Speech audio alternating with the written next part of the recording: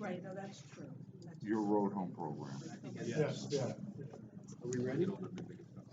It's just recording locally. I don't think we have any.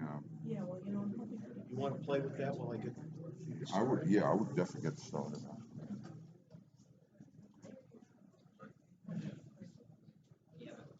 Good afternoon. My name is Phil Nufrio. I'm with Metropolitan College of New York. Roseanne Marabella, Dr. Marabella from Seton Hall, and I. This is our fourth year at creating a panel to deal with post-storm recovery. It started 4 years ago when I, as a victim of Hurricane Sandy, and had to deal with the government response, created a panel and brought in some Katrina folks. So we began the Katrina comparison.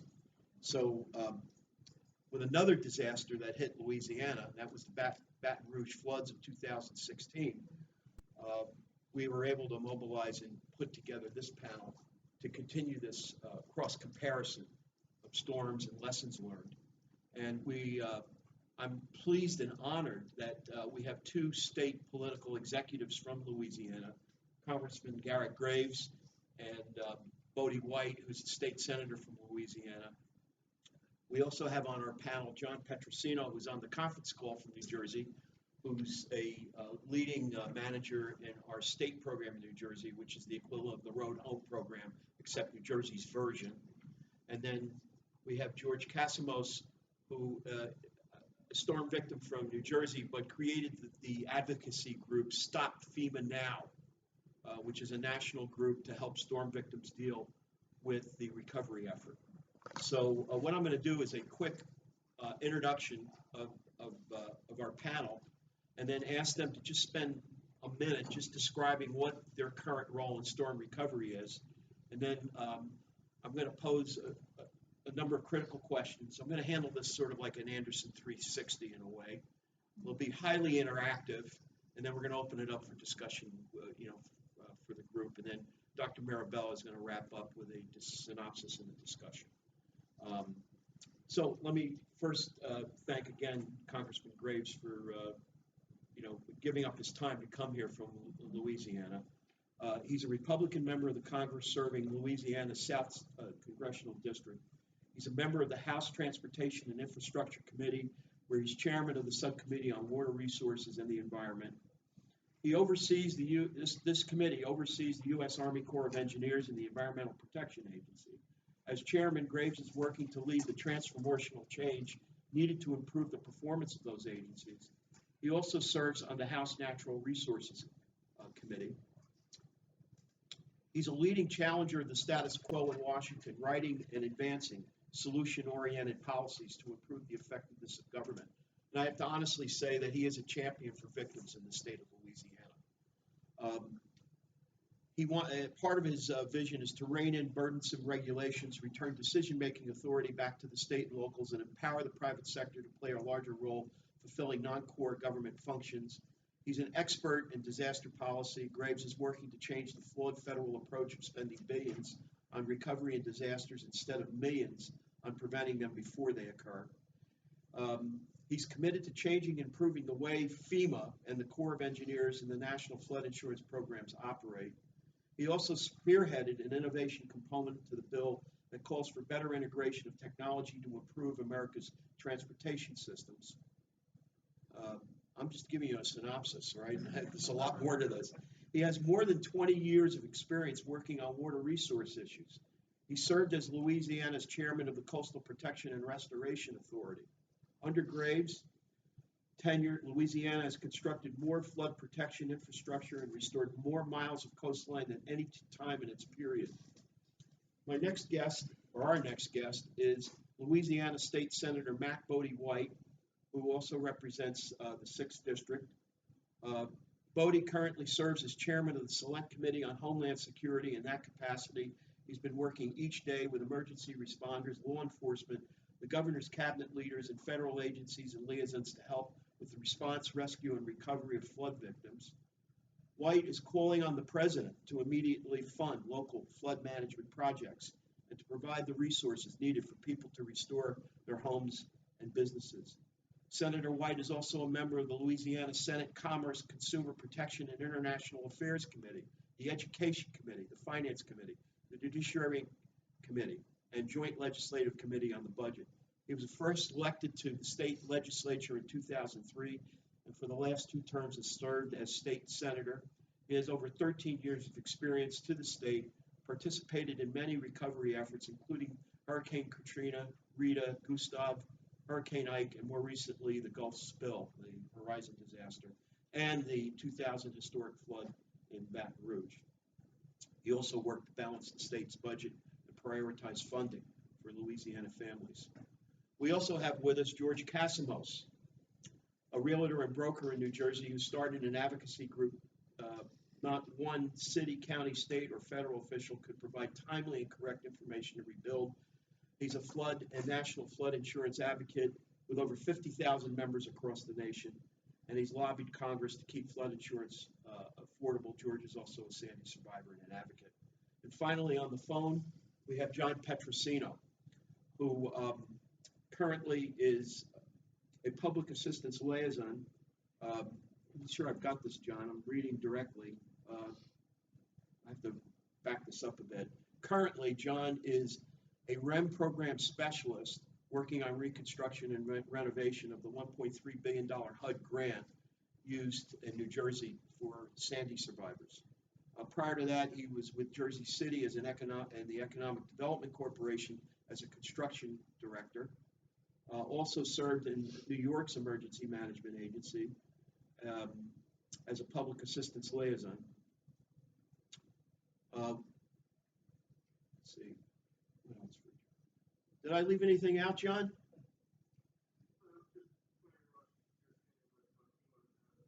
Oh, right. Okay, so he was also working for FEMA. And I also want to acknowledge today the New Jersey chapter, which is co-sponsors of this event, along with the ASPA section on emergency management.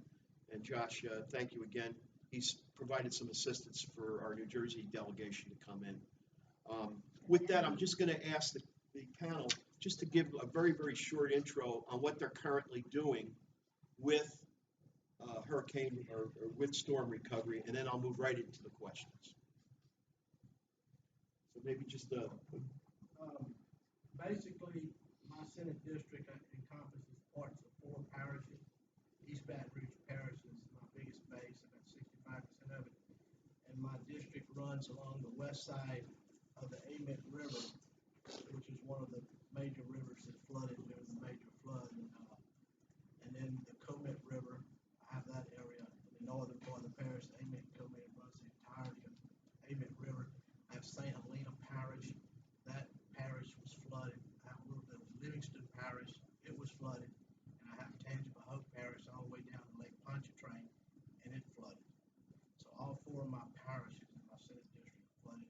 I probably had over 50% of the houses and people in my district flood during the flood. And every day I get up and work on it about 4 hours, and my assistant works on it about 10 hours a day trying to help people recover and get back into their homes. We still have a huge number of people that's out of their homes, so that's been one of our basic focus. And we're starting to move into Congress Graves and we've talked to the mitigation part.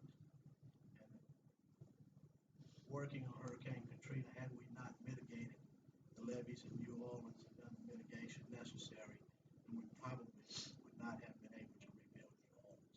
And I think mitigation has to be a major part of what you call the Amite River Basin, which is about 30, 40 miles wide and probably 70 miles long. That drains southwest Mississippi and southeast Louisiana. So again, Garrett Graves, our congressional district encompasses much of South Louisiana. We have 13 parishes, which of course is the county equivalent. We go from Baton Rouge, north of Baton Rouge, down toward New Orleans Airport, pick up a corner of that, then head down to the coast. In previous jobs, I had the opportunity to work on Hurricane Katrina and Rita, which was in 05, Hurricanes Gustav and Ike in 08, Hurricane Isaac in 2012. We had record high water on the Mississippi River system in 2011, and also was the state's lead negotiator and played a a role in the response activities of the BP oil spill. And then 3 of our 13 parishes were some of the worst hit parishes from the August flood, which was a 1,000-year flood event. And to put in perspective, we got about 32 inches of rain in about less than 2 days in some of our areas, which, again, to put that in perspective, that's more than the average American receives in a year in terms of rainfall. One of the things that I've been working on for a number of years is just trying to stop this trend, as was noted in the bio, of spending billions of dollars after a disaster instead of millions before. For Hurricane Katrina, there were hurricane protection projects that have been around for 40 years that were authorized by Congress for construction, but really just stuck in the bureaucracy. We estimate that had about $8 billion been spent before Hurricane Katrina, you could have saved 90% of the lives and 90% of the approximately $135 billion that was spent responding to that disaster. The numerous studies really speaks for themselves in regard to the efficacy of making investments, prevention efforts, or mitigation efforts ahead of time.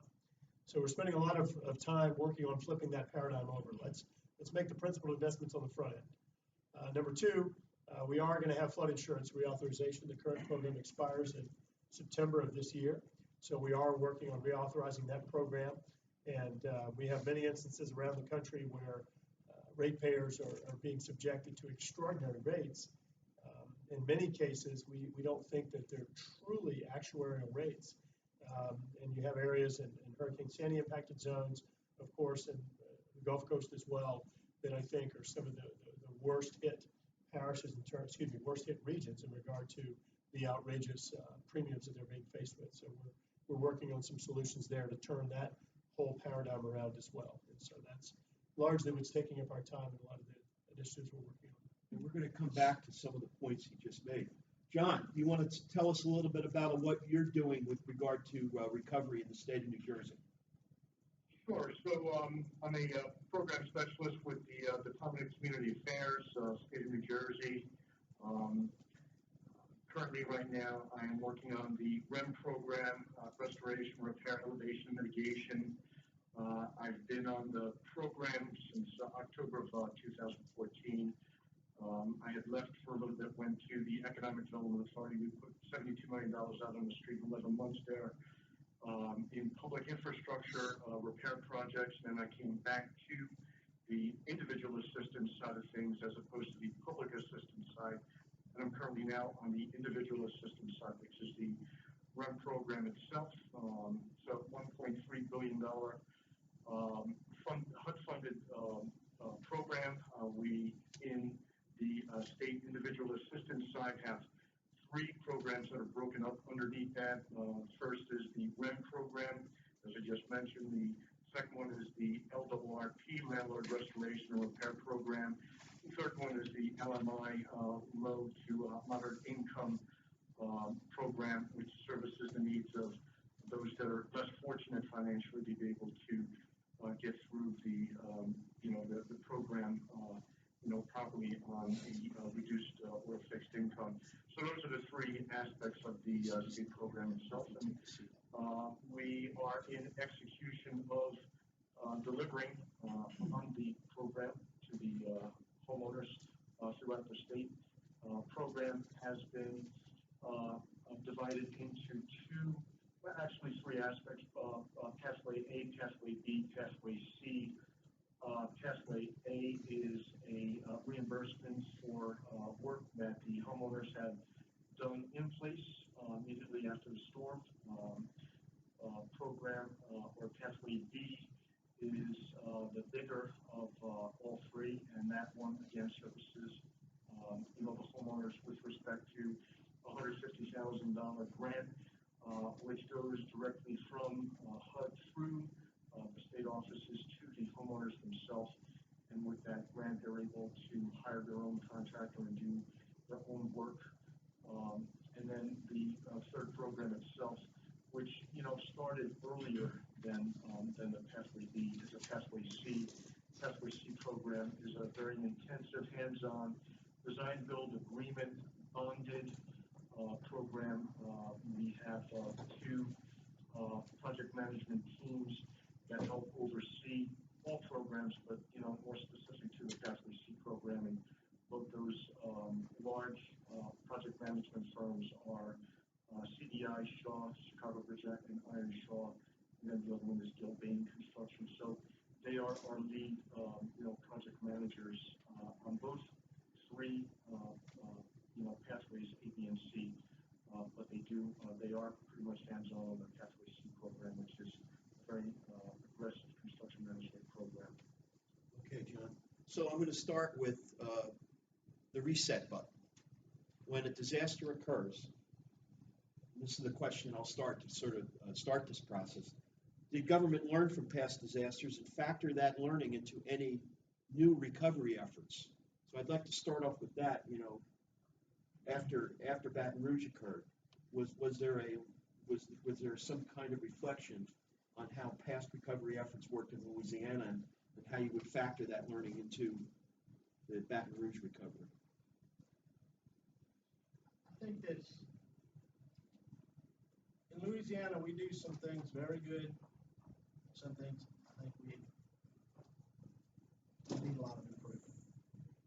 I think on the rescue, evacuation, and those parts of any natural disaster like that, we can move a lot of people in a hurry. We've mastered that. But when it comes, that's the rescue part of it. The recovery part of it is you heard all the disasters that the Congressman and I have worked together and that I've personally been involved in for the last 13, 14 years. We should just have a playbook and roll it out and just adapt it. I think one of the biggest problems, and I suspect it's not just in Louisiana, is every governor and administrator, they want to come in and do a program their way, even though it's similar. And I think it slows it down. There's always questions. Of the $1.6 billion that's been appropriated to the state of Louisiana so far, we haven't spent any because we haven't approved and sent a final plan to them. And I know they're not going to give us the money until we do that.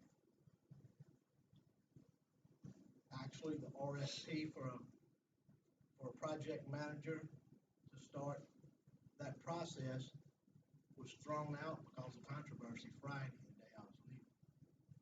So I don't know if it's going to take another 2 months, 10 days, but that's another period of time people are not going to have the dollars in their hands to get back in their house or back in their business. And if I can make a comparison to this RFP issue that just came up Friday in New Jersey, they hire these subcontracting agencies to actually process the paperwork, but they're to ensure that the work is being done and that the vouchers are clean. I call it a paranoid culture of, relating to fraud, going back to Katrina. So in New Jersey, they contracted out initially with a group called HSI. They had a sweetheart deal with the governor of the state of New Jersey. Within 5 months, they fired this HSI group, had to do a payout of something like $300 million to sever the contract, and then rehired a new contracting agent called Gilbane, who is currently now the contracting agent for the state of New Jersey. So we had a similar situation where the contractor was fired after a few months.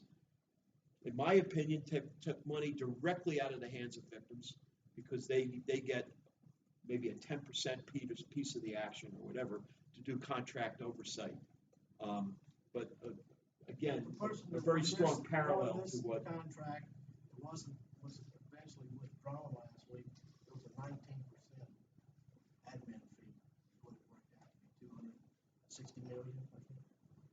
And by the time you do all these admin fees, you eat up huge amounts of dollars. Not that anybody should work for free. I mean, I'm a businessman myself.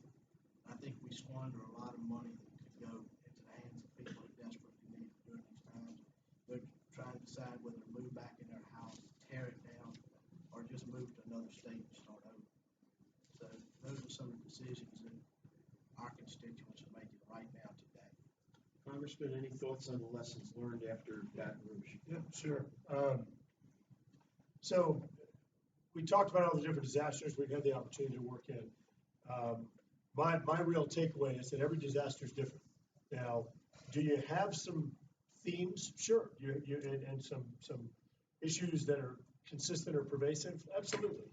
Things like communications and understanding the capabilities of different local, state, and federal entities. There are a number of things we can sit here and talk about that I think are things we should be focusing on in disaster management. But here's the thing that's important to keep in mind.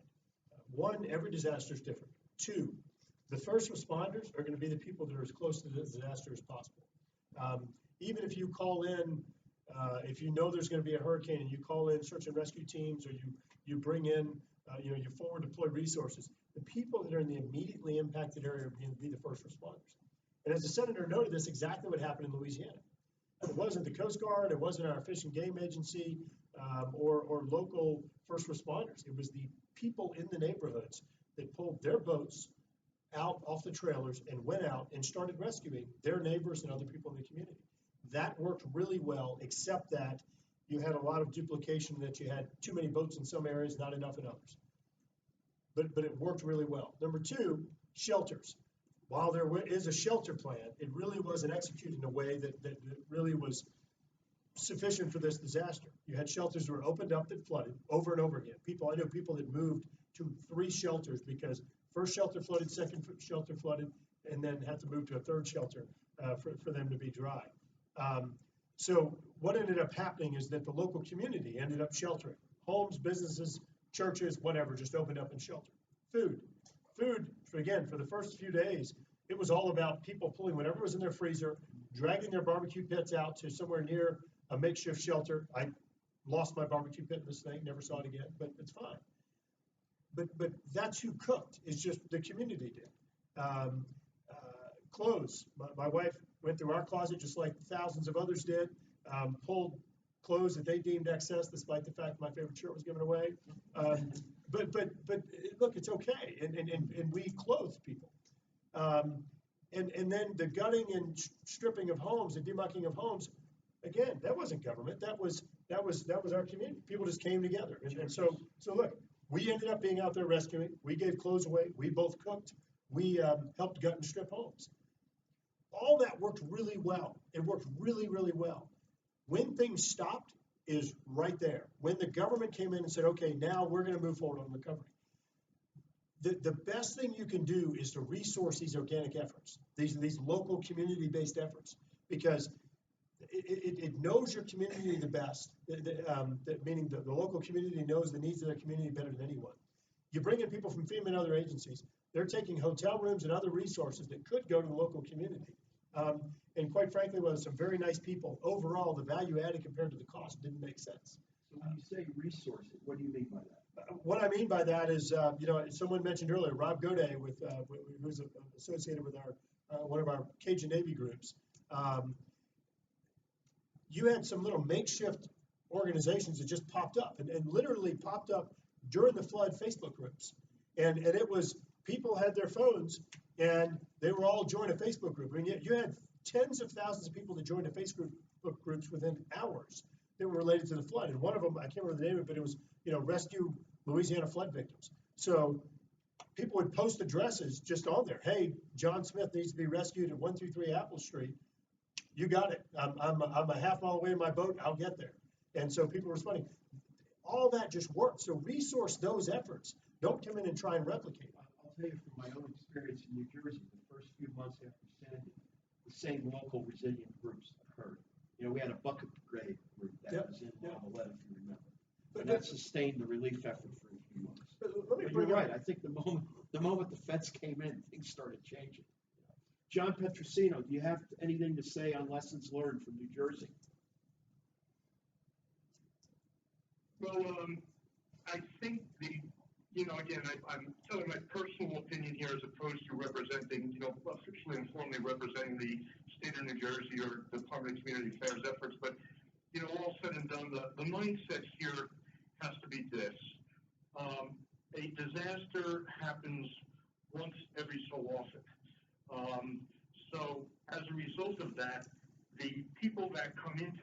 disasters, for the most part, primarily work their way out of a job.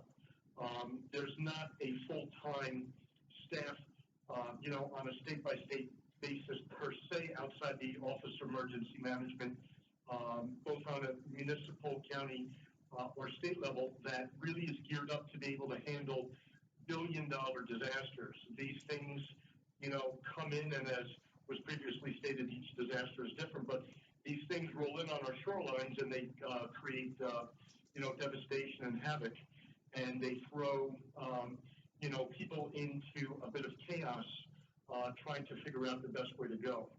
I believe that looking back at a period of time, if I'm not mistaken, please correct me if I'm wrong in my understanding here, but at the time of Katrina, you had FEMA that was administering both the public assistance program as well as the individual assistance program. Public assistance is government to government. What do we mean by that? Federal government to other government agencies, federal government to the state, federal government to the county, federal government to the municipality. That's public assistance. On the other side of the stick is the individual assistance side, which is, the federal government to the state, to the individual homeowners. Those were two separate programs run under FEMA, up to the time of Katrina. At that point in time and thereafter, I believe that FEMA was looking to get out of the individual assistance side and hand it over to another federal agency to be able to administer those funds on an individual assistance basis, and that's when HUD stepped into the into the game. And now on the individual assistance side of things, HUD is responsible for dispersing those funds that come through the Stafford Act and are administered for individual assistance need on presidential declarations. So we're going through a shift here of how these programs are administered, and I believe that once HUD got involved with it and is now administering the individual assistance program through the state, it's been a new learning curve of how to best serve the needs of the individuals, that are involved in the IA programs. And each state is different. For example, what New Jersey is doing here is different to some degree with what the state of New York is doing, even though it's the same disaster. Sandy, New York is administering things a little bit differently than the state of New Jersey is. I think to answer your question directly, the lessons that we've learned here is that, sometimes rushing to get the money out into the applicant's hands is not always the most prudent thing to do. The state of New Jersey, in my humble opinion, had a lot of pressure on us within the first year to get the money out, and we had a Pathway C program in place during the first 12 months to 18 months, which was a very hands-on, very aggressive, a firm construction management, a bonded program, if you will, that was well monitored, well executed, and the individual that were homeowners that were applying for the program were very well represented. But it took time, and because of the fact that it took time, and there was a sounding board of complaints that was hitting the governor's office to get the money out, get the money spent. It was taking too much time. They implemented a Pathway B program, and that Pathway B program was in essence a pass-through of a $150,000 grant from HUD to the state, from the state to the homeowner. And because of the fact that it was an extreme opposite of the Pathway C program, the homeowners were expected to go out, solicit the contractors, hire the contractors, oversee the work, be involved with the architects, be involved with the engineers, be involved with the local municipalities for permitting and inspections and that whole process. And a lot of homeowners were lost. They got large sums of money, $150,000 in these grants, and didn't have anybody really taking their back and helping to administer them. The two project management firms that were charged with helping on the Pathway B, just Gilbane and CBI Shaw, had a very limited role with respect to ensuring the fact that those construction projects were done properly and construction managed properly. It was a very hands-off process, so it created where we were looking to expedite getting the money out there. It also created hardships for the homeowners to be able to do what they needed to do properly with the funds that, went straight into their hands, as opposed to the Pathway C program, which was a well-monitored, well-construction managed program, was again both the same, project management firms that were charged to oversee the Pathway C, Gilbane and CBI. So I think, we've got to take a look at the disparity between, those two programs and maybe come up with something that fits both buckets and works better in the future to serve the needs of our applicants, individual applicants or homeowners, on a statewide basis. Okay. How about a question from the audience as it relates to this? Because I want to sort of make this somewhat interactive. Yes. It goes back to something Senator White said, but it kind of applies to everybody. You said you would like to have a plan that rolls out. On the other hand, the Congressman talked about something being more responsive. A lot of these decisions are being made by the governor, the mayor, elected or appointed official. FEMA's class, if anyone takes it, on how for senior elected and appointed officials, National Response Framework, the Staff Act, everything, it's 5 hours. How do we get a system, informal or formal, that gives them the ability to structure that understanding of how to do it, but be flexible enough to meet the demands of the situation? I understand staff flexibility is tough, but when we are in a meeting in a unified command, which is on a state level, which is the governor, his cabinet, the Corps of Engineers, all of our federal partners are there, FEMA's there. It's usually at least a district level manager there. I mean, you have input there. I think that those things we do well, that structure. And I passed legislation to where at the local level, for each parish and county, they have to have that command structure too. Sometimes those guys don't talk to each other, okay? But they're in the room together during an emergency and planning for what the rescue and to start the recovery. At least they're in the room. To get them to take a 5-hour course, that doesn't seem like much to me. But the things that I've found don't work as well is the recovery part. As being chairman for a long time, anytime a hurricane moves close to the Gulf of Mexico and the projection to hit Louisiana, my cell phone lights up from contractors all over the country. Chase the work and they do the work. And they want to know who to call and who they can talk to. I guess they Google me, or some of them just know me. But it's a great opportunity for contractors, and we need them. But again, I think the management of that work and the cost of it could be managed much more efficiently on the state and local level. In Katrina, for example, our project manager that was hired, I've worked under 3 governors, and we've had disasters under all 3 of them now. They were paid about $100 million at the time they had the contract. I think that number's close if it's not exact. And we ended up having to pull the contract from them because they weren't performing. And we had a guy named Paul Rainwater come in. He's on the short list to be the director for FEMA on the national level. And he broke that contract up into 4 or 5 parts to where each specialized group that was named by John, they had to report to him and tell him what they were doing. And he had more control.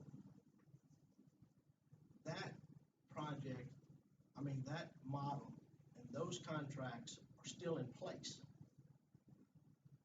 If a governor wanted to use it today, they could use it.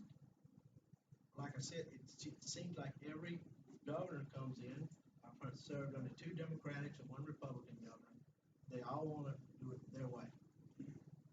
And they have to reinvent it and reinvent the program. And it takes much to do that. And the whole time, nobody's moving back into their home or getting the dollars that they're hoping they're gonna get. Because they don't even know if they're gonna get it, get the dollars to recover until the money starts to flow and they start doing the interviews and filling out that paperwork, okay? So that's, I see a hand back there.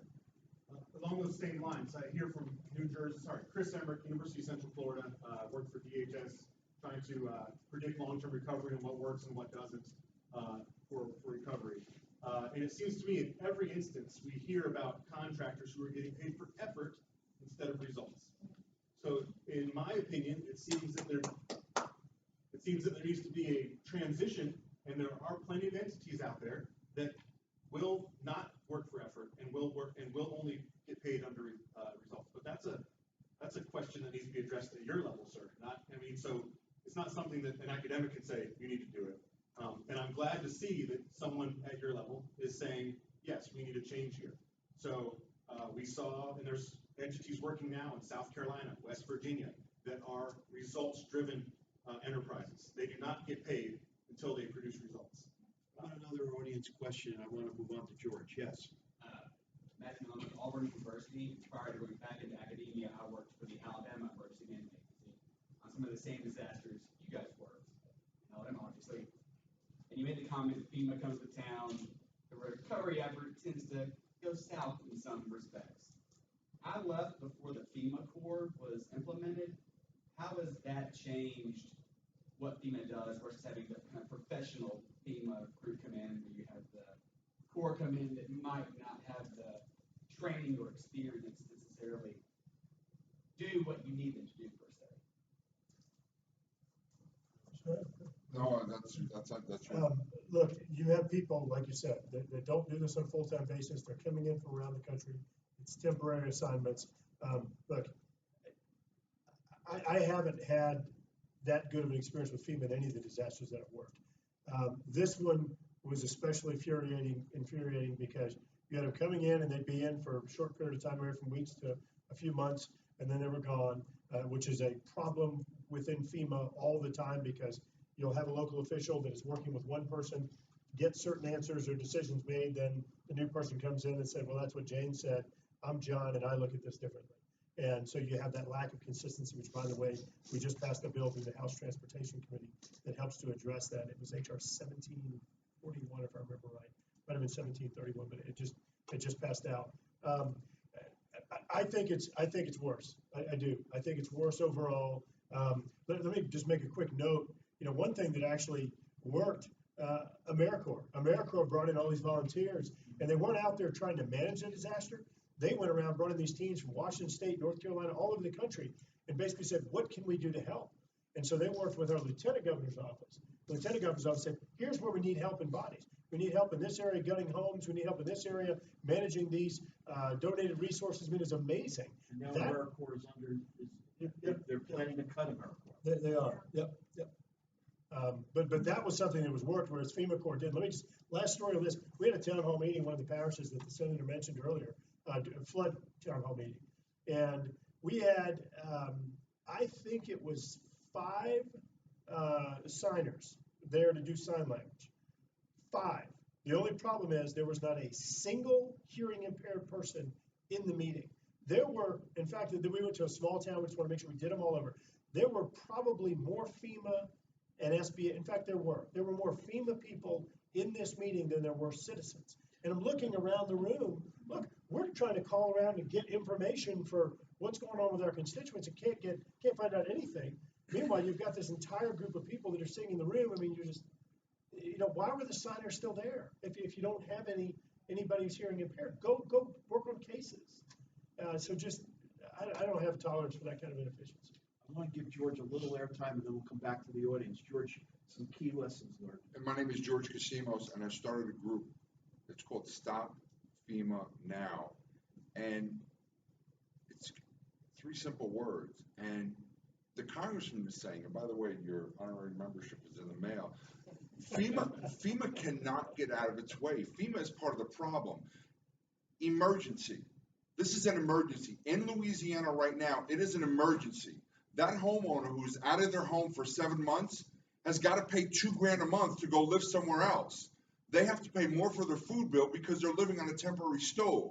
They have to pay more. Their children are displaced. The mental health services, everything costs more. So we have to get, whatever the issue is, we have to resolve it quickly because that homeowner is hanging on by a thread. Who can pay their mortgage and every other bill, including $2,000 a month, for 4 or 5 years? Okay? There's people in New Jersey right now, there's 7,000 homeowners that had flood insurance and did everything right. They still haven't resolved their case, let alone got paid on their flood insurance premium. That is directly because of FEMA, okay? To get back to the senator's stance about the Stafford Act and how they have to reinvent the wheel all the time, it is correct. And I'll give you the best example. Sandy hit New York, New Jersey, and New York City, New York State. There's 3 separate rebuilding programs: New York Rising, Build It Back, and REM program. They have the Road Home program. Why are we making all these? How many tens of millions of dollars did it cost just to set up the program? And the program, correct me if I'm wrong, the state of Louisiana has not gotten their $1.2 billion that's been promised. Has it hit the bank account in Louisiana yet? Well, there was a $438 million in September, and that has been approved. The $1.2 billion we did in December is not. Right. So it's an emergency. These people are getting it's costing these people $2,000 a month to find another place. 4 years later in New Jersey, that's $100,000 extra in rent that these people had to pay. Every day people fall off and they can't handle it and they lose their homes and they walk away. And this is because of the slow response process and because FEMA gets in the way. The hotel rooms. You can't get a hotel room because FEMA comes and gets the hotel rooms closest. This is a disaster. If you ran FEMA, wouldn't you say, you know what? Everybody got to go an hour away from the storm. Don't go near the storm because people need to go there. Does that make common sense to me?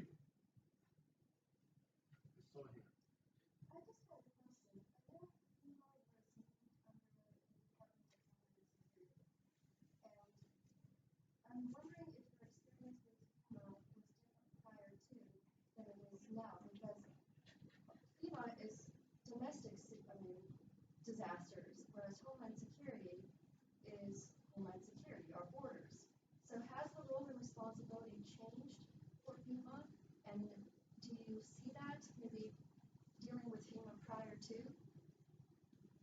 I think there's a lot of really good arguments. There are a lot of really good arguments to be made for keeping FEMA independent.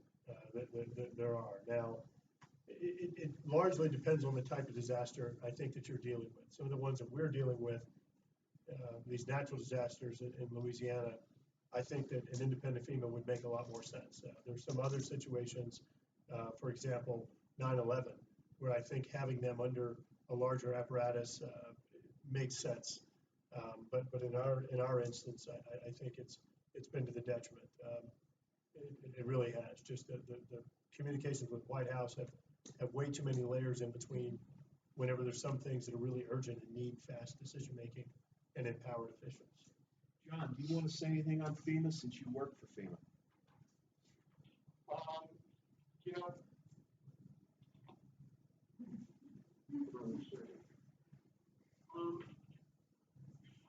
You know, I don't. I believe that things are in flux, things are in change. I think that FEMA on a public assistance side, which is government to government, is excellent. I think that the protocols, the response efforts, the way in which they've built the program and changed and morphed or changed over years has only gotten better. I think, and again, this is just my full opinion on things. I could be wrong, but I see a change going on here. I see where these disasters, these individual assistance, the IA side of things are so big and so diverse. I think that the federal government may be looking to divest themselves from it to some degree and primarily look toward the individual states to pick up, the responsibility of sorts to administer, within their own framework, taken the responsibility of administering the funds for the emergency repairs and emergency protective measures. The way I see it, again, personally, is I think FEMA is looking to do that. They're looking to do that through HUD, and I think HUD is looking to the individual states to take over the reins on these things and administer these federal funds on a state-by-state basis. And the reason why I say that is you can't administer an individual assistance program in Louisiana and expect that same exact program to work in the state of New Jersey. Just like you can't take a New Jersey state administered individual assistance program and expect that to work in New York. There's building code differences, there's zoning law differences, there's a lot of differences from state to state. And I think, if I'm not mistaken, I think what's happening is HUD is now looking for individual states to gear up and maybe keep a larger regimen of emergency response people employed from disaster to disaster than what was relied on before, which was hire them as you need them and lay them off when you don't.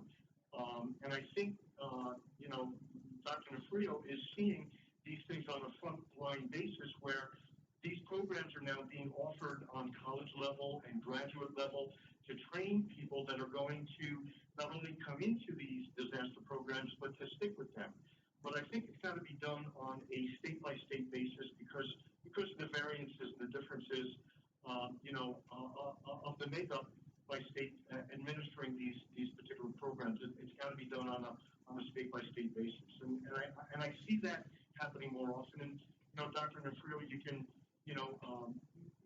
chime in as far as what you're seeing on the level that you're seeing it on with respect to higher education and training for people that are getting degrees in this.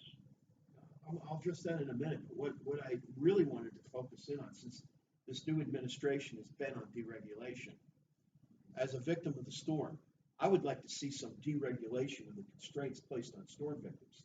And I'll give you a recent example. I'm trying to close out 4 years later my grant, and I get a new form. Even after I told them there was no asbestos removal on my roof, period.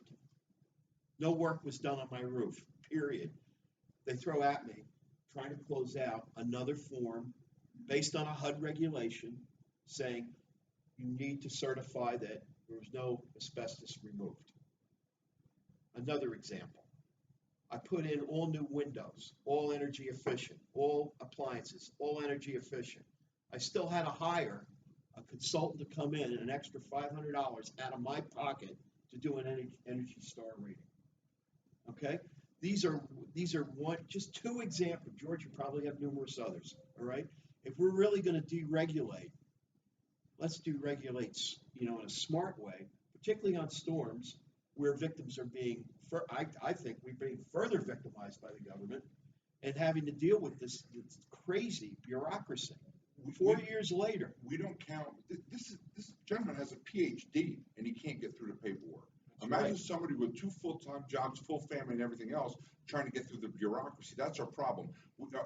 Us survivors, us flood survivors, we don't count by days or by weeks or time frame. We count how many feet of paperwork you have. We have pictures of feet of paperwork to get through one program. Then you have a housing program, then you got another program. I have a question.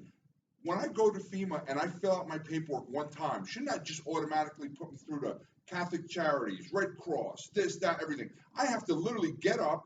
The REM program is literally 30 miles, 20 miles inland from the storm. Does that make sense? Near no public transportation. Why is it not on the coast where 20,000 people are substantially damaged? We need a little common sense here. This is 2017. They would not accept a fax. I had to get up in my car and drive it after I've dropped it off and faxed and sent it over and mailed it 3 or 4 other times. Lost paperwork. Has anybody been involved on the backside? And have you ever heard of any of your constituents that my paperwork got lost with FEMA? 2, 3, 4, 5 times. I mean, it's a joke. It's a joke. It's not. This isn't normal even bureaucracy. This is beyond that. FEMA is the disaster. That's part of the problem. Also, the state is taking orders from the Fed, and the state has to impose more bureaucratic constraints on victims. And I think we can think about seniors. Think about seniors who are not astute as a PhD in public administration, or someone who's a real estate guy and has a construction background, to navigate through this incredible paperwork bureaucracy. Think about the seniors who are just walk away saying, I've heard victims say, take the money. I don't want it. I'm just going to sell it as is. Here's the problem from the get-go. Here, I'll show you my problems real simple. I'm quick. I had flood insurance. I had a couple of extra dollars. I start putting my first guy on the block to put my house together. I not only put it together, I put an addition on my house. Why not, right? Real quick. I'm almost done with my house, put my cabinets up. My neighbor comes and says, George, you are substantially in damage. Put those words together. You know what that means? That means you have to raise your home. Nobody told me that. Nobody told me I got to spend another $150,000 to $250,000 to raise my home. If you told me that in the beginning and you gave me the correct information, I'd have knocked my house down and you guys would have never had the pleasure to meet me today. They didn't do this to me. They did this to tens of thousands of people in New Jersey. There's people in New Jersey, New York who still don't know it. I've been to Louisiana twice, and the people that are proactive and are trying to do the right thing in Louisiana, they have 7 feet of water in their home. They don't know it. They're substantially damaged. They don't know me. I can't say stop, but guess what's going to happen, guys? You're going to have to raise that home, and it might not be cost-effective to raise your home. You might have to knock your home down. People come to me as a realtor and broker and say, George, I want to sell my home. They don't even know it's substantially damaged. When I go to get a certificate of occupancy to sell it, you know what happens? The building official goes, I cannot give you a certificate of occupancy, thereby you can't sell it. So I sold a house, fully renovated, a $200,000 renovation on a $400,000 lot. You know what he sold it for? $225,000 because they had to knock the house down. And this is happening all day, every day in New York and New Jersey, and it's going to happen in Louisiana. Okay, some of them, and some of them no. But we have to say, number one is, get the information. Number two is, what is your flood insurance going to be in 3 to 5 years? Because as Congressman Graves is the expert on this in Congress, people need to understand, is it even worth fixing my home? Because there's going to be no more subsidies shortly. So for instance, if your home is at elevation, it's $800 a year. If it's 1 foot below elevation, it's $5,600 a year. And there's homes that are 3, 4, 5, 6 feet below the BFE. These people are going to have $20,000, $30,000 flood bills. The house is worthless in 3, 4, 5 years. So you need to take that into consideration. You need this information to rebuild correctly. Do you agree with me there? And that's the problem, giving the people the correct information before they start rebuilding, before they start wasting their money and their time. So I'll close with this. I rebuilt my home. I couldn't get information. That's why I started this group. 3 years later, I had to vacate my home, rip my home apart, lift it, stay out of my home longer than I did during the storm because all the permitting process is all new with the towns. And then I was displaced twice because of the storm, because of our government regulations. I have no problem. I have to comply. I get it. But tell me up front. Don't tell me later on where it cost me double. It literally cost me double. I could have built you think I spent close to $400,000. You think I have a big house. I have a 2,000 square foot house, but I had to rebuild it twice. That's why. Very big problem. We need that information disseminated. Before you get a permit, before anybody builds, you have to sit down and hold their hand. Am I correct, sir? And that's the problem, information. I'm sorry about that. If I can move this sort of towards the next question, that is if we were to take a magic wand and wave it over these programs from the standpoint of changing and making improvements. The Congressman mentioned upfront investment prior to the storm. Maybe we could start with that and move on to other areas where we can see some improvements made prior to the next storm that this country has to deal with. Yeah, look, there's a study that the Congressional Budget Office did. It's every $1 you make in mitigation investments, you get $3 in cost savings. There was another study that was commissioned by FEMA says it's $4. I personally think that number could and should be higher, but it's all based on the decision criteria you use to determine where you're going to spend the money. Meaning, if you use the right decision criteria and you spend it on principled hazard mitigation projects, you will get more than $3 or $4 in cost savings. And right now, whether it's the Corps of Engineers, it's HUD, it's FEMA with multiple programs, it's Interior, it's USDA or other agencies, there are mitigation programs in all of these agencies, but they're being managed under different rules, criteria, and stovepipes. We've got to stop that. You know, I mentioned earlier there was a Katrina project, a project that predated Katrina by 40 years, hurricane protection, that was in the construction phase.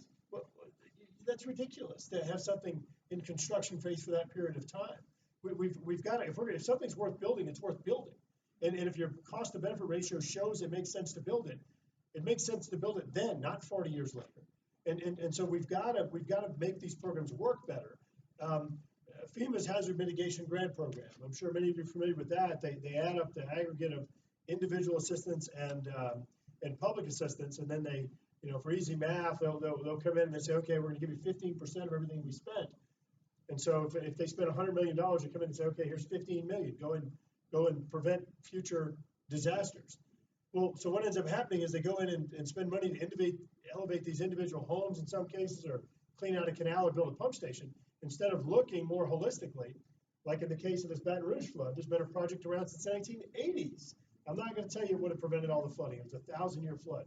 It absolutely would have tempered the flooding and prevented flooding in some areas. Been around since the 80s. So we're now telling them, use that money to build this project. And of course, we're running into some problems there, but it just doesn't make sense. Let me actually, I said last time, let me bring up one other thing. Community Development Block Grant. HUD plays a big role in the big recovery dollars. And so it did in Sandy, it did in Katrina, and in this disaster as well. The $1.2 billion he was talking about, in addition to the $438 million I discussed. The $438 million, we got two tranches of community development block grant funds. The first tranche was appropriated in September. Not a penny of that has gone to the flood victims. Same thing happened in New Jersey. And but see, and as George is saying, time costs money. You know, there's this belief, oh, we're just going to let things happen. No, time costs money, because people are either FEMA's putting them up in a hotel, or has a trailer, or has some type of rental assistance, so that person's paying out of their pocket, or they're living with a relative where their welcome is worn out months before. You know, time costs money. People, I have relatives that sold their house for $35,000. Sold a house because she couldn't afford to stay in it. She was trying to pay rent somewhere else. She couldn't afford her mortgage, which of course hadn't gone down. We gutted her house to the ceiling, and she needed the money to help pay off the rest of her mortgage and to get her where she could go buy something else. And so they write new rules for community development block grant funding for these disasters. Why? I mean, we use the South Carolina rules that they just did months ago and submit your own plan. My question is this: with Congress being the policy-making arm of government, why can't there be change initiated within that policy-making arm of government? And look, much of the onus is on us, because I don't see FEMA fixing itself. So I agree with you. We did pass a FEMA reform bill last year before the Louisiana floods in August, and that bill didn't see the light of day in the Senate.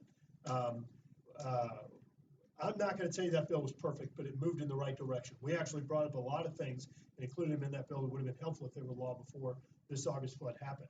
We're now, it looks like we're going to be moving a number of rifle shot bills as opposed to the big one, because the big one apparently had some policy problems in the Senate that no one was able to identify for us. So we're going to smoke them out by doing all these smaller individual bills and see if we can move those through and figure out where the Senate's problems are with our larger legislation. The onus is on us. You're exactly right.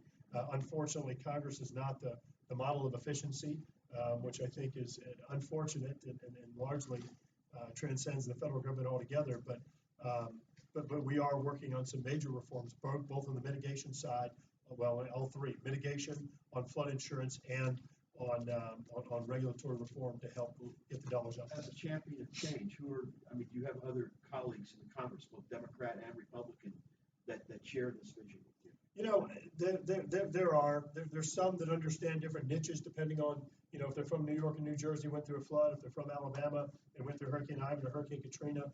There are different folks that understand different components of it. But one of the things we've been doing is been pulling together. In fact, just last week on Thursday, we had a hearing and pulled in disaster managers and firefighter groups and others, county officials, to come testify before Congress to help continue to educate members of Congress about some of these challenges, inefficiencies, and how, quite frankly, the bureaucracy re-victimizes survivors.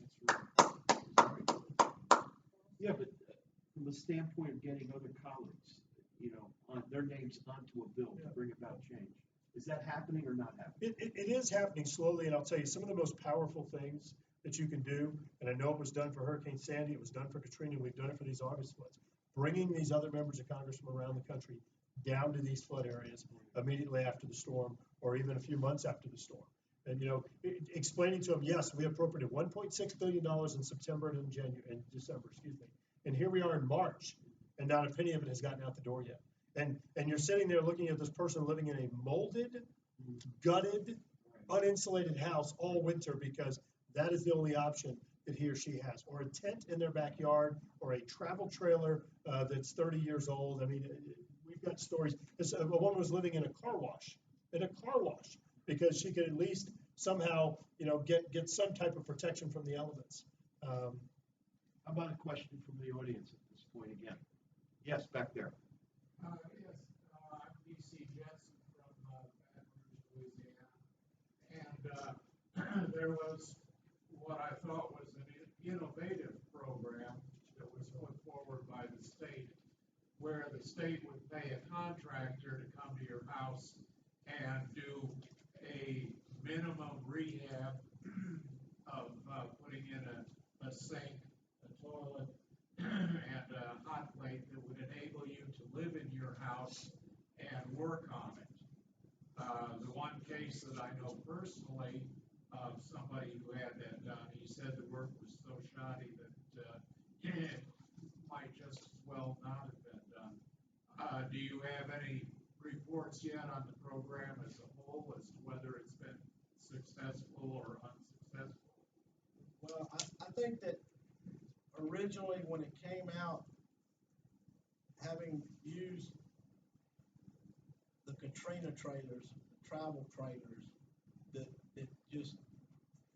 that didn't work very well. And the value for the government, even though it wasn't the state of Louisiana, those travel trailers, most of them cost between $18,000 and $30,000. Well, after they held them in fields for a couple of years, some of them leaked and had damage.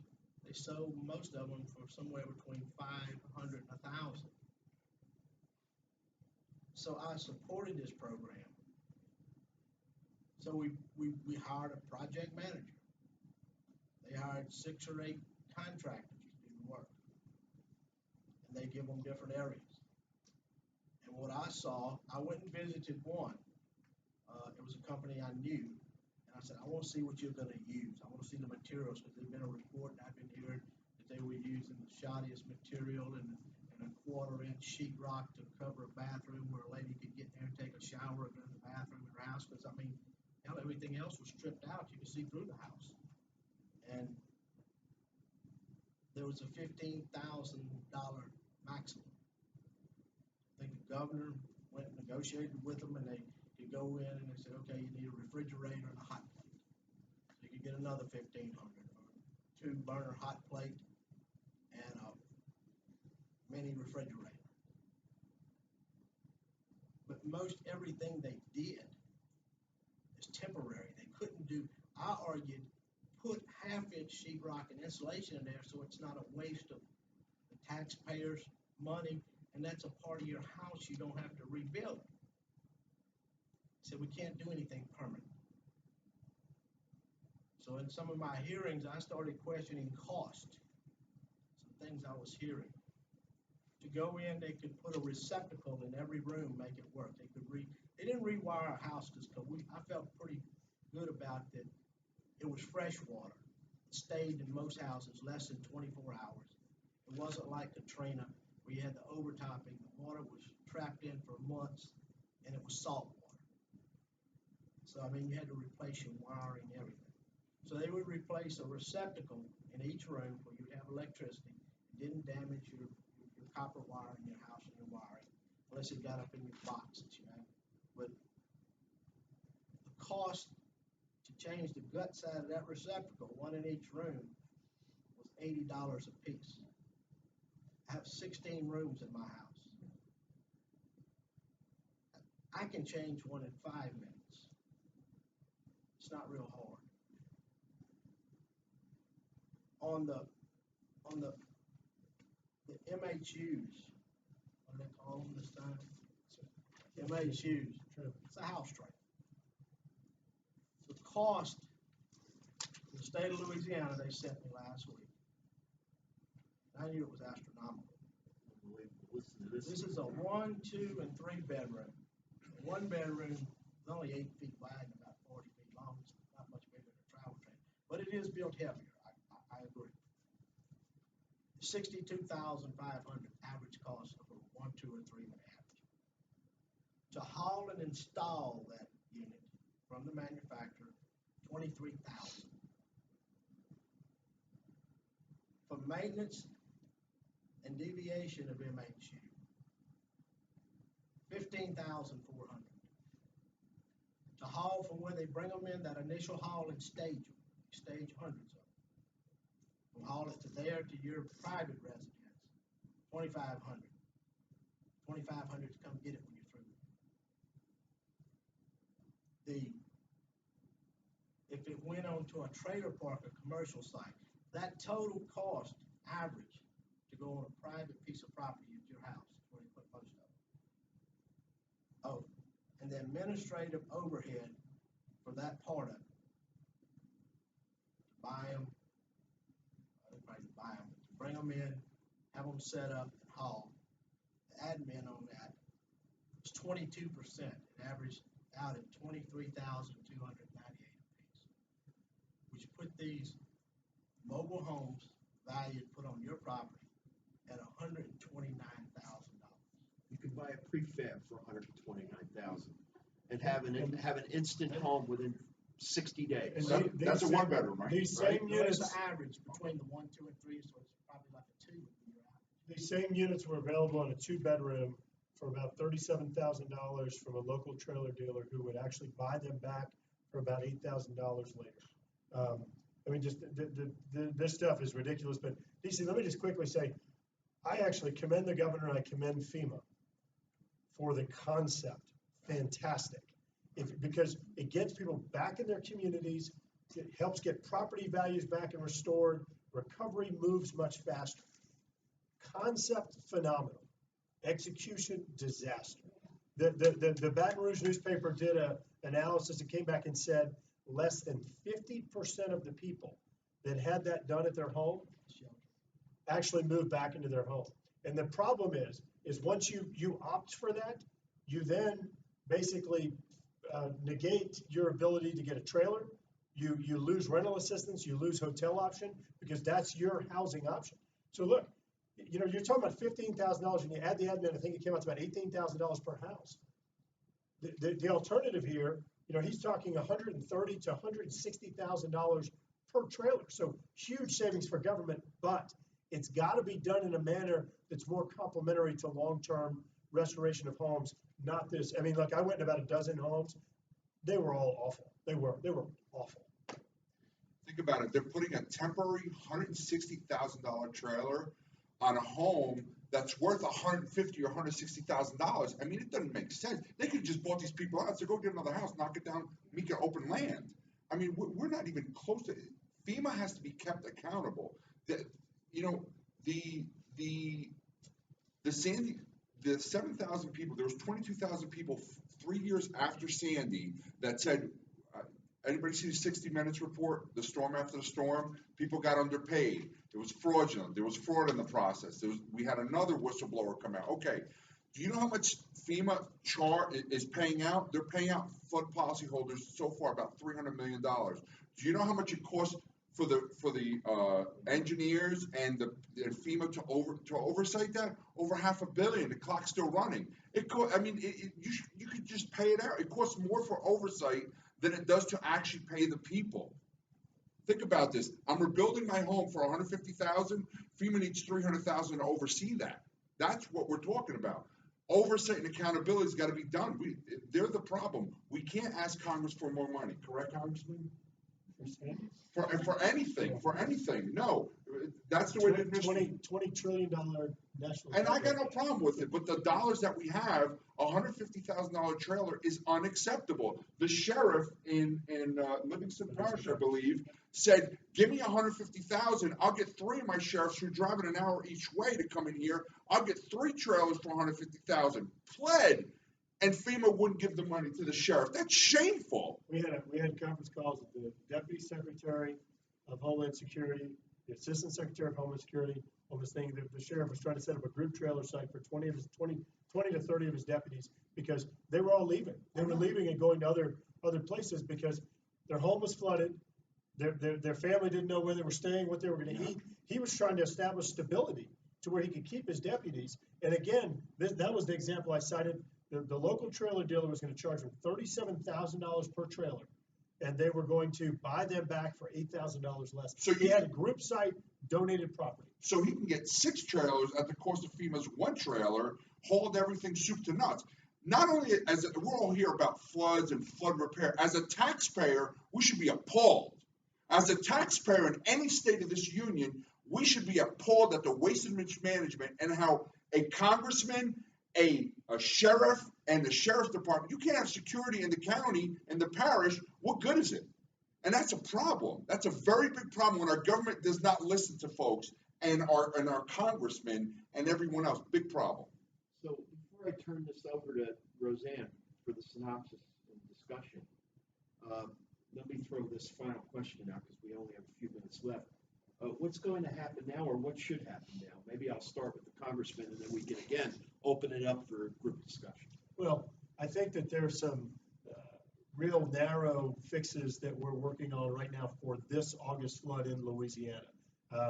We're trying to work on some HUD administrative changes, some FEMA administrative changes, some SBA administrative changes, where we can help people to recover better, get money into their hands much faster, and really provide them more flexibility to address the situation that they're facing. Are you talking about changes in leadership? No, I'm talking about, in many cases, it's regulatory or policy. But the leader can changes. also be a All of those will be changed. The new SBA, new FEMA, and new HUD, without a doubt. But so getting these policy changes for the Louisiana disaster is what we're working on in the short term. Over the longer term, meaning for this year, working on programs to help do a better job prioritizing mitigation investments across government with these. I mentioned 5 different agencies. There are actually even others. But looking at how do we consolidate these? How do we make sure that we have the right decision criteria to get the best bang for the buck on these? How do we make sure that we can actually deliver these projects, not be stuck in a 40-year construction cycle? And then the last is on the flood insurance. I think flood insurance plays a really big piece of this, plays a really big role. You can really incentivize or disincentivize people in certain areas through flood insurance. Flood insurance is entirely defensive or reactionary. I think we actually have to flip that model over in some instances and allow our flood insurance premiums to be used to be proactive, to come in some areas and actually make investments to improve the resiliency, reduce actuarial risk in some of these areas. So those are some of the things that we're working on right now. How about the audience? Yes. Where are we going now? Actually, from what I'm understanding, what the Congressman said, and George. said, is there is a problem with interagency communication. Because you went to several different places and no one told you what you needed to know initially. Correct. Right? And you're saying that there's 5 different agencies that are involved in the implementation. Yeah, we need better policies, better programs, but at the same time, we need more communication between the agencies that are implementing the programs because they can't get the basic information out that George's house needed to be elevated. So how do you get that? How do you get the agencies to work together? You're talking about better coordination, aren't you? But see, one thing that's different about what George was talking about is that what he was talking about is something that whole significantly damaged threshold. Every bit of information that he's talking about is something that you can ascertain before the flood. I can tell it today for this whole country. And one of the things that they ought to be doing is they ought to be communicating with policyholders and letting them know today, not when there's a flood, today. If your home is substantially flooded, meaning that 50% of your pre-flood value, you have that much in damages, then you may not rebuild at this elevation anymore. You're going to have to either elevate your home or start over again. There's no reason to wait, because look, we have a lot of do-it-yourselfers as well, like George was. And so a lot of these people built their own homes, and now they're being told, oh, you have to have a licensed contractor come back and fix it. People are like, what? I built it myself. And so these people want to get out there and swinging hammers and fix it now. And so you need to let people know that stuff on the front end, if they're in the floodplain and if they're subjected to a flood, that again, if they cross over this threshold, then they can't rebuild at that elevation anymore. That's another deregulation issue. You know, in order for me to build to my budget, I needed a handyman who was a perfectionist, who didn't have a state license but had a county license, and they didn't honor one of his invoices. I had to eat. Another question before we turn it over to Dr. Marabella. Go ahead, Marlon. I had a fortunate experience. I bought a house in Denham Springs. When I bought my house, I asked whether or not I needed flood insurance. I was told no. I managed to sell my house September after August. I managed to sell my house after September or August, and I was fortunate to sell my house because as I listened to you all talk, I was not told I needed flood insurance, and my neighborhood didn't flood. But if you drive outside of my neighborhood, everything was flooded. And I could have found myself with a house that I couldn't sell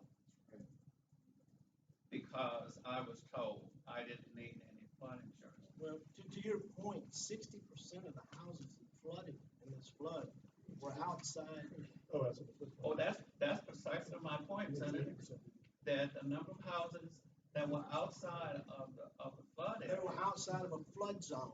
Yeah. They weren't required to have it. That's right. That's precisely my point. And my slab is above. But for $500 a year, I mean, I sleep a lot better. That's the last thing I asked my wife as I was going to GOSIP to try to get boats and helicopters in. Get the insurance policy, and did you put the rider back on? Because the border was 100 feet from my house coming. So. But George is talking about people who were affected, who were not given adequate information. And I'm suggesting that those of us who were outside the floodplain, we didn't have any information to be made available to us. I think they could advertise and sell it, especially after disasters all over the country, for $400 or $500. I mean, unless you're stretched to the last dollar on your mortgage note that you pay every month, you just can't. I was fortunate. I was able to sell my house. I've got to move it on to Roseanne Marabella. Before I do that, I think it's very clear to me that storm recovery is a complex business. I mean, you just hear these different reactions and the complexity for something that could be so simple. How do you recover from a storm? Is then compounded with all of these complexities, government regulation, the interface with the insurance industry side. I mean, if you had a real insurance program that was working effectively, people would be made whole within weeks. My homeowners came like within a month. Why did I have the opposite with NFIP? So I think that's one thing that we really have to look at. How do we take a very complex problem and attack it at its roots and come up with simpler solutions that will be fair to the victims in the future? So with that, I'm going to pass it on to Dr. Marabella, who will do a synopsis and discussion. Thanks, everyone. We've had the opportunity to have 4 of these conversations over the past 4 years. And so I'm going to respond to both what we talked about today and also themes that came up over the past couple of years as we've had this conversation. And I have some implications of this conversation for practice, and then I have some implications for us as public administrator academics. So John made the suggestion. John, are you still there? John, you're on, right? No, yeah, are you there? John? Well, maybe not. But anyway, he made the suggestion that expertise is needed immediately, but we don't have any staff. We don't have staff or bureaucracy who's ready to hit the ground when a disaster hits. So perhaps we need a cadre of people who can move quickly into a situation when disaster hits. Otherwise, we reinvent the wheel every single time, and that's what we're talking about here, reinventing the wheel.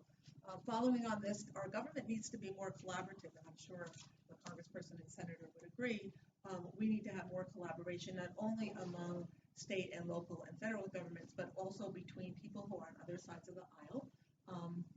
Our paradigms of public administration are built on a foundation of individual rights, but when we talk about disaster hitting, we're not talking about individual rights, we're talking about communities. We're talking about communities' ability to respond to a disaster. And so we need to think about the kinds of collaborations we need for a community as opposed to a person. George was pretty strong in his notion that FEMA might be the problem. We might need to stop FEMA now. So it's reducing regulations and oversight the solution, cutting down on paperwork. Bureaucracy re-victimizes the survivors. We have just heard these things fill over the past 4 years. The congressperson told us that the reform bill didn't move in the Senate. There's all kinds of reforms that have been proposed. But right now, with our government sort of moving at a glacial speed and having some issues with that, we're not moving on mitigation. We're not moving on flood insurance. We're not moving on regulatory reform. And we're going to have, with climate change, perhaps, more and more of these disasters that we have to face. And so we really need to figure out how we're going to do that. And then the point that you made, giving people the correct information before they start addressing the problem, really seems like a no-brainer. But, you know, the earth is shifting underneath us. In New Jersey, if I'm not mistaken, they came out with a flood plan after people had already started rebuilding. Right. And so then they told people they had to raise their house. And so And then they changed it again a year later. So, a couple of other issues. In the interest of social justice and social equity, I need to sort of just talk about some of the organic responses about people having food in their freezer and clothes to spare and Facebook and cell phones. You know, not all people have the same skill set and not all people have the same access to information. Phil, fortunately, has a PhD in public administration, and it took him years to rebuild his house with a PhD in public administration. But there are many people who are disadvantaged in our country who don't have those same abilities. People of color often don't get enough money to rebuild their homes. The elderly can't navigate this system. By the time money comes in, people have already just left their home and gone someplace else. The privilege paradigm doesn't work in disaster relief. It only works in service provision. And so we have to be more people friendly, if you would, and we have to not just help the middle and upper class, but we have to help the poor. A lot of people in Katrina they went to Texas and they never were able to come back to their home. And so really we need to think about how those in the shadows, the undocumented, the elderly, people with special needs survive in all of this. So then there's implications for research. There's implications for us as academics with all of this. And first of all, we know that governments have an inability to respond quickly. So we have nonprofits. We have the MP3 section, which also sponsored this panel, which Phil did a great job putting together. But nonprofits can respond quickly. Nonprofits are on the ground, and what we know about recovery efforts in all these different areas are nonprofits are the first ones who are in there. The nonprofits are the one holding people's hands. So we really need as scholars to talk about the role of nonprofits in disaster recovery and not just FEMA.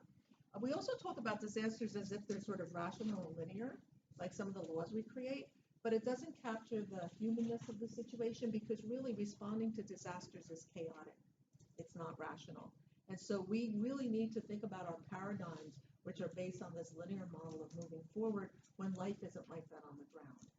And we need to be more dynamic than that. Another thing that happens, and I think this is about the trailer issue, we're really good at getting generators, bottled water, bringing in trailers. Those are the measures that are universal. Those are the things that are easy to measure and that are easy to do. But the human aspects of disaster recovery are individual to a person. And we don't have really models and paradigms of public administration to help us with that. We really don't know how to do that. So we have to have plans to help us respond as the earth is shifting underneath the folks who are trying to recover. Finally, who profits from disasters? Well, the example of the trailers tells you that the trailer industry, in that particular case, is certainly profiting from the cost of disasters. And I think as academics, we need to look at that. We need to look at who profits from disasters and maybe perhaps the way we have our disaster recovery set up, some people are able to profit off of that, and we need to think about that. Congressperson Grace made a great suggestion that we flip the paradigm over. We actually use the case of Hurricane Katrina in our classrooms to show how had the government put into effect those flood mitigation things, we would not have had this disaster. how much money was spent on disaster relief when it could have been spent on spending the money up front. And so I think that's an excellent idea, and academics know about this, so we need to sort of work together. And finally, we still have the takeaway that we really need a white paper. We need to have a joint venture between disaster recovery and the MP3 section.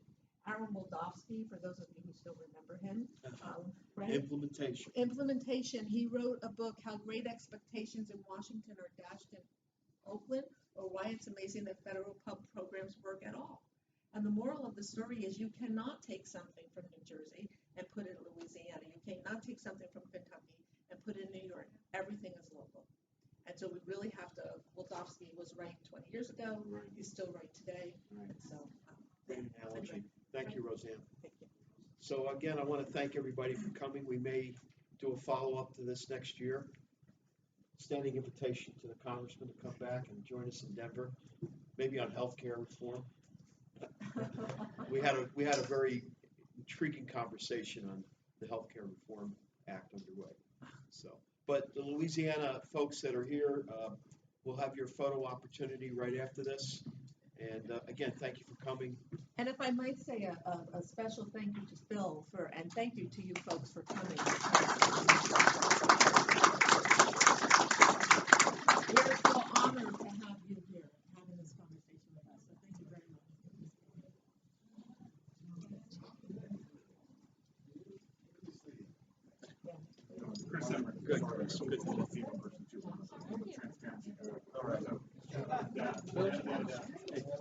just want to share one. Thank you, Susan. Thank you. John, I'm signing off. I'll talk to you soon. Nice to meet you. Alita. Wow. Really? I don't know.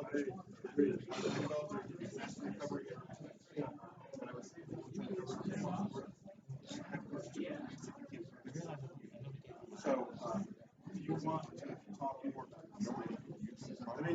about decision making for feedback? I mean, one of the things is putting online people's application extensions, if they don't keep calling in, you have hours that you burn. So when you go back,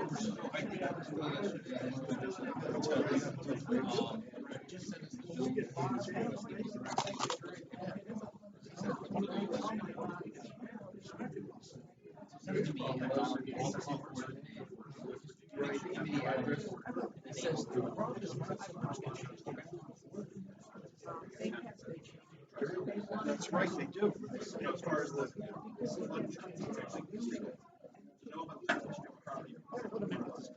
tell me what you just said.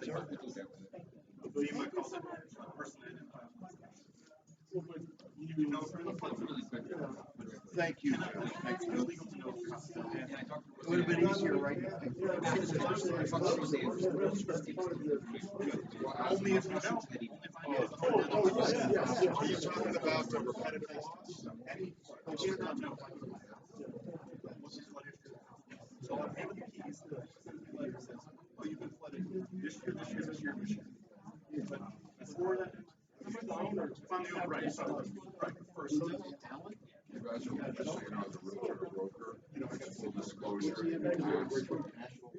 ask the seller, and I have a token of determination.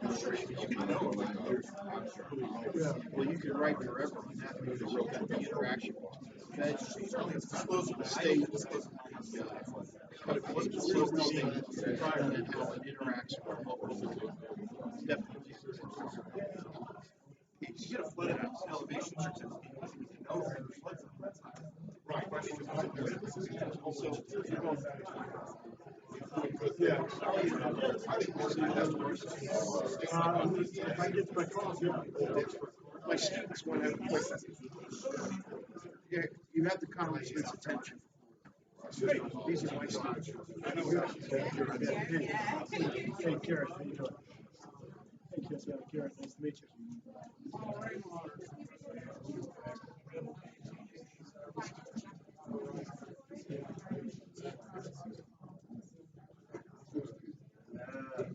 What are y'all focusing on?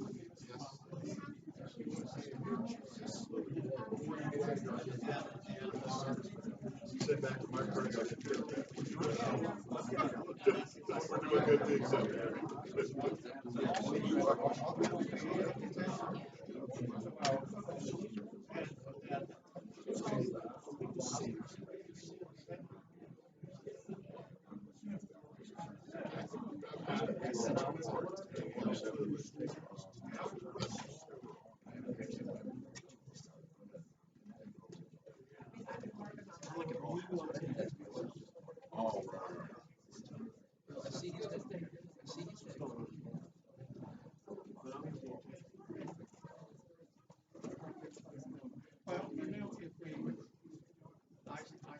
All right. It's just so much information. You have to have a meeting. That number is Samantha. We can get.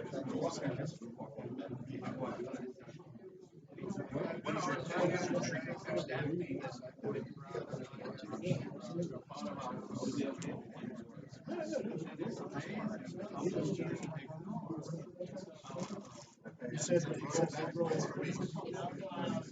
Okay. Yeah. I'll tell you what, if y'all can, and we'll reach out to you, but you can just email us kind of some of the topics. I just want to make sure I think about it a little bit. Actually, I have people that are in our office that can also ask them over.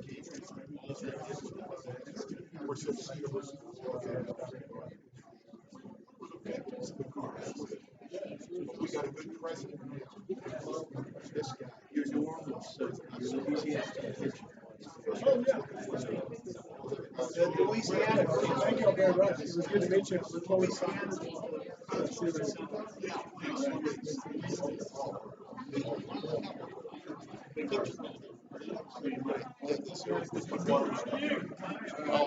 I'll send this picture back to our president. all right, there you go. You can say he's the first president we've had all the years I've been in Yeah. Oh, good. I wish I was talking to you too. I did. Yes, please. Saturday was a beautiful day. Thanks for coming. Got it. Thank you, sir. All right, you bet. Good to see you. Yes, sir. Good. Thank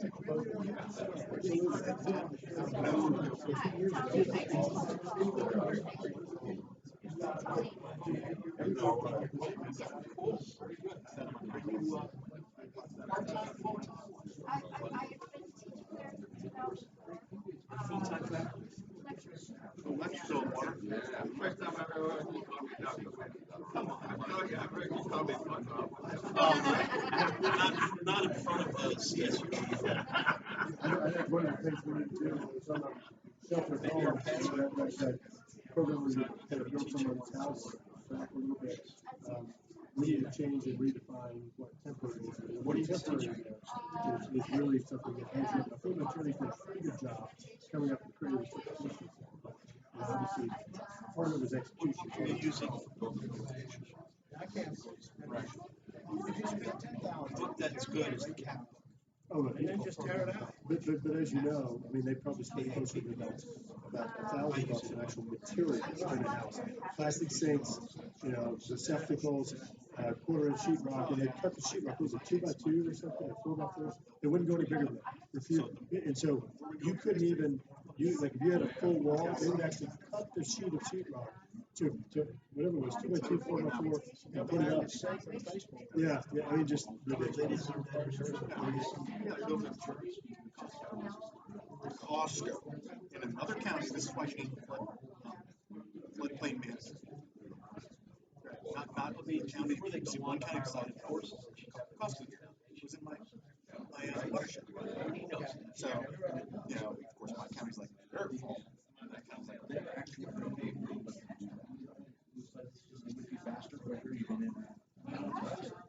It would just. Yeah, those parking lots. And I've never had a really, really bad experience with anyone. But just like you said, as soon as I get a relationship with one, and we're working stuff on, Yeah. that's why I tell everybody, call me. You know what, it's a good policy. Sit there, right? So I did a 65 days, they'll sign it, let them sign it. Costs us a good chance to do it. We just studied caps. All the stuff, it's good for 4 years. We've been using to talk mostly about yesterday. So we need a new form. And the whole difference is like the date box is or something. I was in a I situation. just wanted to say thank you so much for coming. I'm the chairman of the on, section on emergency and crisis management. We were the Yeah. first. Okay. We had some guys, I'm pretty sure. Thanks so much for your Met a time. lot of great people in the last couple of days. Well, it's wonderful. They Very pick much up take people the time arrested to and be they with come back us. to the road. Your presentation. Well, thank you. We had all these people. There was dozens of people who were stuck in the road. And the water was starting to rise with the rain. No, you know, we were Around streaming. 11 o'clock at night. I started calling the our state Street, I said, I need a bus, I need something. Ask George. The company said, "We're sell through the rest of the Before we leave, ask George. Congressman, thank you so much. I'm afraid that you're on the chair of the section on emergency management, so we sponsored with the film. Well, thank you very much. Well, Appreciate thank it. you for coming and sharing your information with us. Enjoyed meeting We you. are Elected. together on the long-term recovery. Oh, So great. we're gonna write a chapter. I'd love to. I'm gonna call you closer to the session. I want to make sure you're enjoying your time. Yeah. I still work. Now I got, I'm gonna go make some calls. All right, y'all take care. See you later.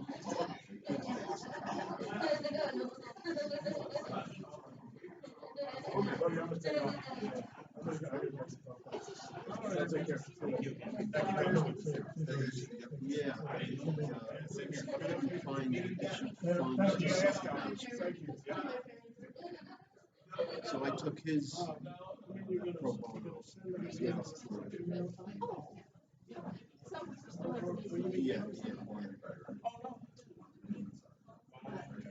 I'm glad to have that connection. Oh, without a doubt. That guy is really knowledgeable. And he's one that has the time to get involved. There's a possibility that Garrett may be inviting us, like we're talking about a white paper, which could be maybe part of the chapter. But he's willing to entertain any thoughts that we have as he considers reform in his legislature. I wrote my chapter before I came. Oh, no, I know, that's what I'm saying. Half of what they said was what's in there. Really, no kidding. Yeah. I'm looking forward to Some of reading my it. conclusions were exactly what they said. Really? You know, it's an administrative nightmare, the lessons never get Oh, learned. I know that. They never get learned. And of course, now I've got a flood at home, so I have no responsibility for it, but the housing department called me and said, "Tell us what you know." So I sent them my chapter. I want to see your chapter. Oh, yeah, well, I can send it to you. But we need to continue this dialogue with Graves. We now have a contact on the Hill. Yeah. Okay? Yeah. We gotta mince that, Yeah. Mine it, that is. Well, you know, whatever you want, and if I have to pay for my own plane trip, I'll come. All right, we'll figure it out. I testified before Congress a few times about other related issues, and the last time I was there, I was trying to get all hazards insurance put in place in the United States, but Hey, George. nobody. Franny had a question. Hi, oh, I just want to say hello. Thank you so much for coming. Oh, I'm thank the you. chair of the section on emergency crisis. Oh, I'll see you at the receptions. All right? Oh, thank you. Oh, it was an honor to be, I love, you have to. George, I'm gonna text you in a bit. I have to hit the bed. See that, you know what we always had at our group meetings? We always had a psychologist there, like, those, counselors, Yeah. always from St. Barnabas.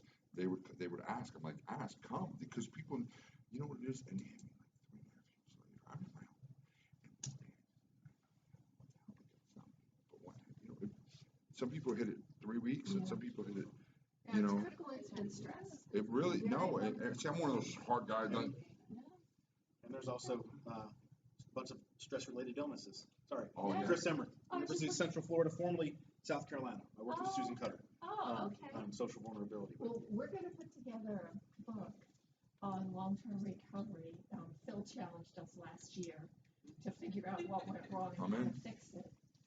So I know he's gonna wanna work with you. He's I would got a love it. chapter, and I told him, well, you write your chapter in respect of the victims. Yeah. But I wrote the. I like to initial call them overarching survivors. ones, Survivors, Yeah. yeah. And it was comical to listen to this panel, because half of what they said is in my chapter. And my conclusions in my chapter are the same as theirs, which is good.